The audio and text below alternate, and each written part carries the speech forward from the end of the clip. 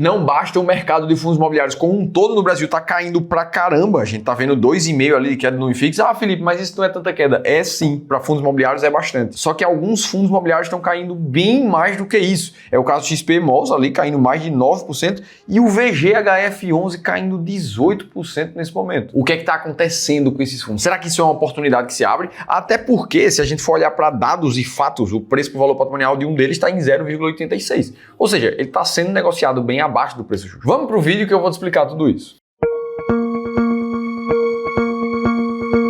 E antes de mais nada nesse conteúdo, eu quero te dizer que a gente está preparando uma coisa extremamente especial para vocês que assistem aqui o Seu Dividendo. É a primeira vez que eu vou fazer isso no canal. A gente vai fazer uma Masterclass chamada Carteira Imbatível. No dia 22 de outubro, a gente vai fazer uma aula online onde eu vou te mostrar o passo a passo para você criar uma carteira de investimentos perfeita, feita sob medida para você. É lá, inclusive, que eu vou te mostrar como é que a gente sempre sabe qual ativo comprar, qual ativo vender e quando fazer isso aqui no Clube do Valor, onde a gente é responsável por consultoria e gestão de mais de 2,5 bilhões de reais. E antes que você pense alguma coisa como essa aula é totalmente gratuita e não tem venda nenhuma no final. Não tem curso, não tem mentoria, é uma aula de conteúdo para você. Por isso, se eu fosse você, eu não perderia de jeito nenhum. Vou deixar um link aqui em cima e na descrição do vídeo para você se inscrever. Dia 22 de outubro eu vou te encontrar lá. Boa, vamos olhar aqui para esses dois fundos imobiliários que quando a gente vai olhar para a cotação recente, mesmo se a gente considera os dividendos, vem aqui comigo, ó. O VGHF nos últimos 6 meses, ele está com uma queda ali de mais ou menos 11%, mesmo já com pagamento de proventos mensal. O XPML11, ele está um pouco menos, está com 4% de queda mais ou menos. E como eu sei que tem muita gente que dá uma bugada na cabeça, porque afinal de contas a gente está falando de fundos imobiliários, é muito mais para ser aquela classe que distribui dividendos, ser muito mais tranquilo e não balançar tanto quanto o mercado de ações. Só que o fato é que os próprios dividendos dos fundos imobiliários também têm volatilidade. É o caso do próprio VGHF11, que viu uma queda de 50% do seu dividendo se a gente puxa de 2021 até aqui. E aí fica a primeira pergunta, de maneira geral, por que que isso tudo está acontecendo nesse momento? Vamos fazer um mini resumo dos últimos 2 anos, porque isso explica tudo. Se a gente volta para o começo e até final de 2023, o que a gente tinha de expectativa era uma inflação um pouco mais calma aqui no Brasil e uma taxa de juros que ia cair cada vez mais rápido. Tanto é que a gente via notícias como essas, 3 fatores que podem fazer os fundos imobiliários dispararem em 2024. E um deles era a queda da Selic. E isso tudo porque o mercado já está acostumado a ver uma descorrelação entre Selic e fundos imobiliários. Tanto é que em ciclos de queda da Selic, como foi esse aqui, o que a gente viu é o mercado de fundos imobiliários subindo um pouco mais forte. Aí quando a Selic sobe forte, normalmente a gente vê ou uma estagnação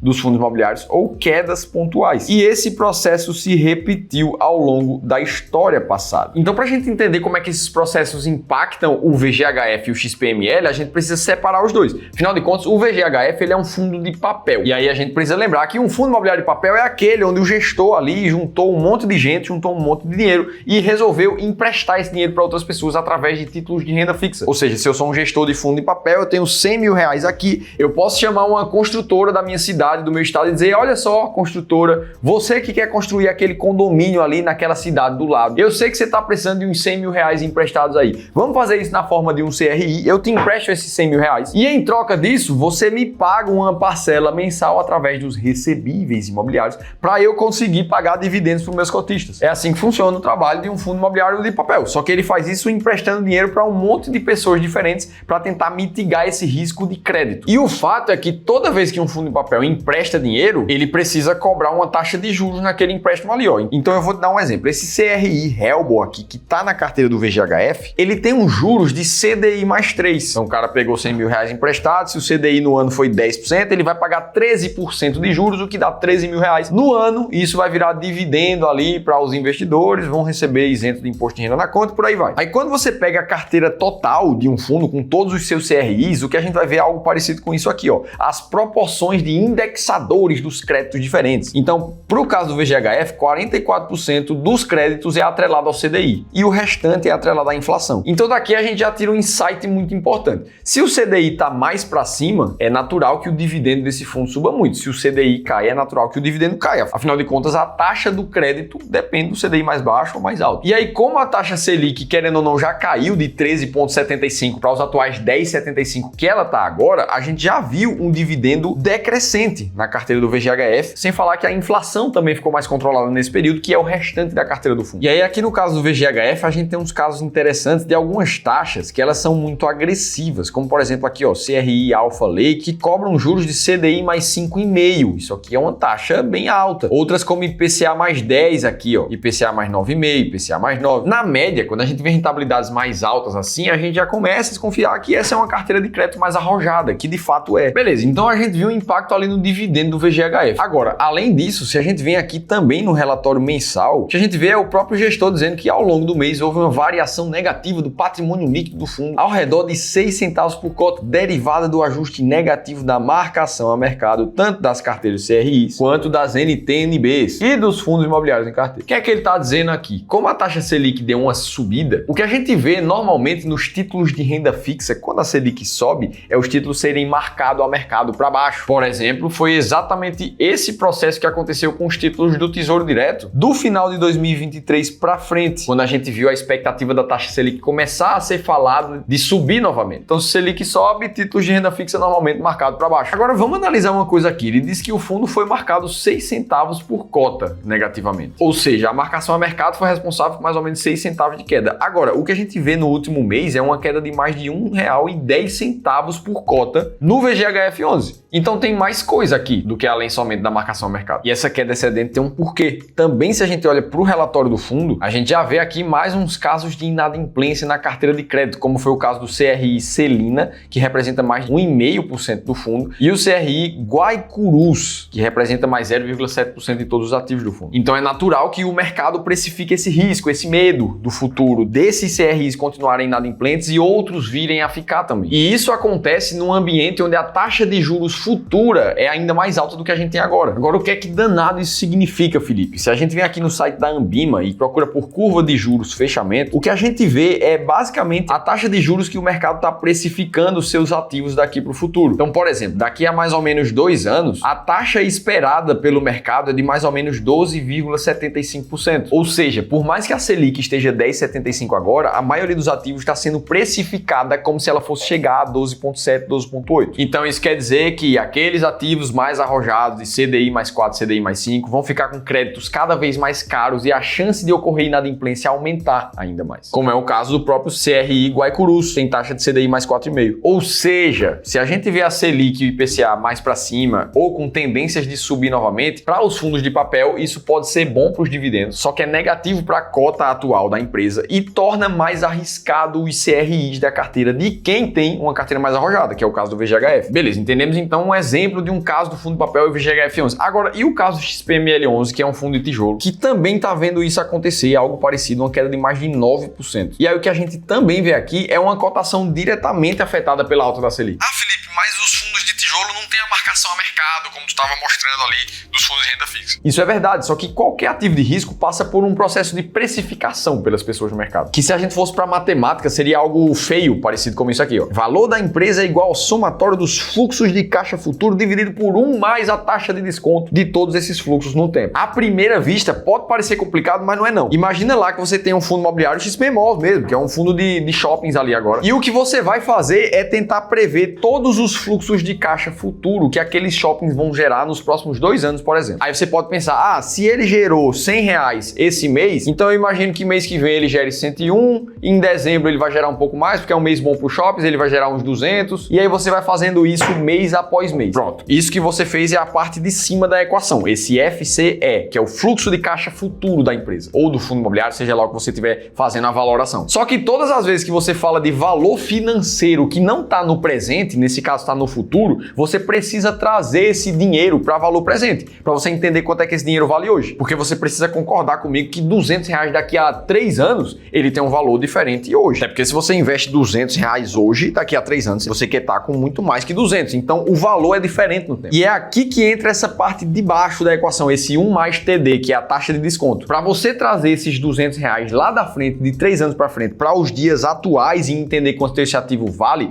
você precisa de uma taxa de desconto. Felipe, qual é a taxa de desconto desconto mais utilizada na precificação de ativos? Curva de juros futura, a mesma medida pela Ambima e a mesma que a gente acabou de olhar. Ou seja, caros telespectadores, se a expectativa da Selic e a curva de juros futura sobe cada vez mais, a taxa de desconto fica cada vez mais alta, os fluxos, quando você traz para valor presente, ficam cada vez mais descontados. E é por isso que os ativos de risco caem quando a Selic cai. E aí eu te pergunto, alguém já te explicou isso nesse nível de detalhe? Se você não sabia desse processo, deixa o like aqui no vídeo e comenta aqui comigo para eu entender se você está gostando, está entendendo o conteúdo. Ah, Felipe, entendi. Então a cotação caiu muito por conta disso também. E os dividendos do fundo de shopping no XPML? Bom, o que a gente vê aqui é um caso totalmente diferente. A gente está falando de um shopping que saiu do zero ali na pandemia, que todo mundo precisou fechar, e a economia veio retomando de lá para cá, e é por isso que a gente vê uma crescente, quase uma escadinha, nos dividendos do shopping nesses últimos 3, 4 anos. Principalmente porque a forma de receber dividendos de um fundo de shoppings vem de duas vias. A primeira é o aluguel das lojas, realmente, o pessoal ali paga mensalmente uma quantia, e a segunda forma, normalmente, é uma participação nas vendas do shopping. E tanto para vendas quanto para aluguéis, a gente vê um crescimento de 2023 para 2024 no caso do XPML. É por isso que a gente vê um dividendo que segue crescendo nos últimos meses, nos últimos anos. Fora isso, o XPML teve uma notícia positiva também. Todo ano, normalmente, um fundo de tijolo ele faz a famosa reavaliação patrimonial dos seus ativos, que nada mais é do que um engenheiro ou alguém que é certificado chega lá em todos os imóveis do fundo e dizer, olha só,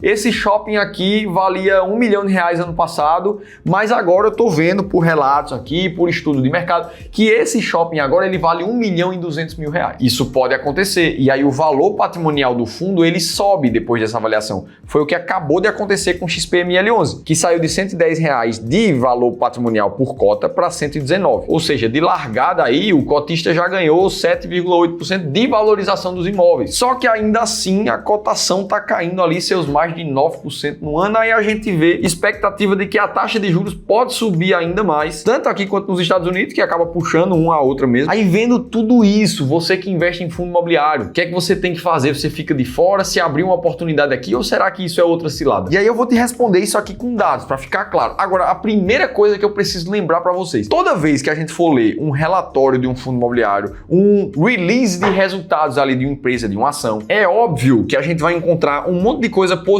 que o próprio gestor, o próprio diretor da empresa vai trazer de argumentos do porquê que você tem que investir daquela companhia naquele fundo imobiliário. É igualzinho quando você precisa comprar um carro. Imagina que você está pensando em comprar um carro. Você não tomou a decisão ainda se você tem que comprar ou se você não tem. Tá avaliando custos e tudo mais. Aí se você for numa concessionária conversar com um vendedor de carro para saber se você tem que comprar um carro ou não, o que é que tu acha que ele vai te dizer? Então olhar para relatórios e releases tem o mesmo viés de quem está te apresentando. Ele quer que você compre. E é importante aqui que a gente blinde a nossa cabeça para os resultados que estão ali. Porque ao ler todos os argumentos, toda oportunidade que você encontrar vai parecer uma boa oportunidade. E o mais importante quando a gente fala de investir é a gente se proteger dos nossos próprios viéses. Por que eu estou te falando isso? Porque toda boa estratégia de investimentos, ela tem uma boa parte dela ou a sua totalidade quantitativa, baseada em dados, realmente em fatos. Essa é a única forma de você ter certeza sempre do que comprar e do que vender no mercado. Foi isso que fez a gente aqui no Clube do Valor, inclusive, em 2019, quando o mercado só subia, que estava todo mundo comprando ações, comprando fundos imobiliários, a gente estava vendendo. Em novembro, dezembro e janeiro foram mais de 5 milhões vendidos ali em ativos de risco. O que é que a gente viu logo depois, em março de 2020? Uma queda de mais de 46% no mercado, que a gente acabou ficando parte de fora dela. Logo em seguida que a queda aconteceu, quando todo mundo dizia que a gente deveria ser cauteloso com o mercado porque não sabia o que estava acontecendo direito, a gente vendeu mais de 10 milhões de reais em renda fixa e comprou mais de 11,5 em ações e fundos imobiliários, sem precisar prever o futuro, somente com estratégia quantitativa e testada no passado. Ah, Felipe, mas eu não sei exatamente qual estratégia eu devo seguir. Então eu preciso te convidar para uma sessão de consultoria gratuita com um dos nossos especialistas aqui do Clube do Valor. Todos eles são certificados e treinados para durante 1 hora de conversa contigo individualmente mostrar o plano estratégico e como é que você pode investir melhor no seu caso. E como essa consultoria é gratuita, no mínimo você vai ter uma segunda opinião profissional de como é que você está investindo hoje. Para você participar, faz a leitura desse QR Code que está aparecendo aqui na tela,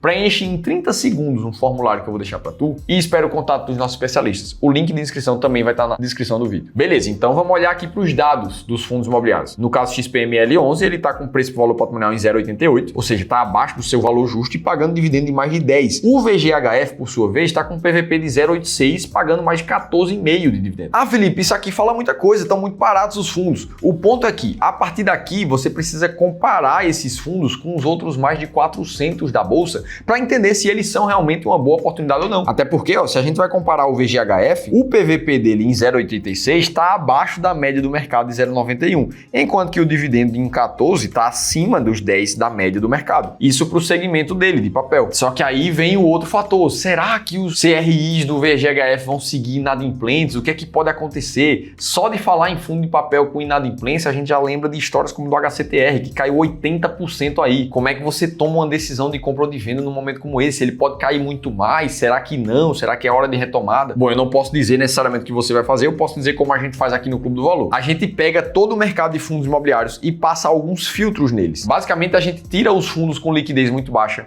a gente tira os fundos muito alavancados, aqueles muito endividados. A gente tira os fundos que tem muita volatilidade no preço ou no dividend yield, que um mês paga 1,5%, depois não paga quase nada. E a gente tira fundos de fundos também, porque eles têm a famosa taxa dupla de administração. Depois disso, tem dois caminhos que dá para seguir com duas estratégias que a gente tem no Clube do Valor. A primeira é para comprar os 15 fundos imobiliários mais baratos e com mais dividendos da bolsa, a famosa S-Rank, que serve para investidores mais arrojados, que não se importam muito com a volatilidade dos ativos e nem com um giro de carteira um pouco maior. Afinal de contas, é assim que essa estratégia trabalha. Nessa estratégia S-Rank, a gente vê tanto o VGHF quanto o XPML dentro dos 15 fundos mais baratos com mais dividendos da bolsa. Agora, um outro caminho que dá para seguir no mercado de fundos imobiliários é investir nos fundos mais perenes e consolidados do mercado. Essa aqui é a famosa estratégia dos fundos imobiliários classe A que a gente utiliza, com foco total em aproveitar o melhor do mercado de fundos imobiliários, aquela receita mensal isenta de imposto de renda, e ainda assim se manter somente com os fundos mais consolidados, que foram mais vencedores ao longo da história das últimas décadas. E na fundos imobiliários classe A, somente o XPML 11 hoje faz parte dos 15 melhores, com um valor de mercado de quase 6 bilhões de reais atualmente. O VGHF fica de fora, tá lá para a posição número 30. Você percebe que aqui a gente analisou todo o cenário, a gente entendeu o que está acontecendo, mas no fim a decisão é sempre baseada em fatos. É isso que nos ajuda a nos blindar nos próprios vieses e nos forçar a fazer a coisa certa sempre, que nos ajuda a comprar quando as coisas estão baixas e vender quando as coisas estão mais caras. E é justamente esse processo que eu vou te mostrar no dia 22 de outubro, na Masterclass Carteira Imbatível. Eu vou deixar um QR Code aqui em algum lugar para você se inscrever também e te espero no próximo conteúdo.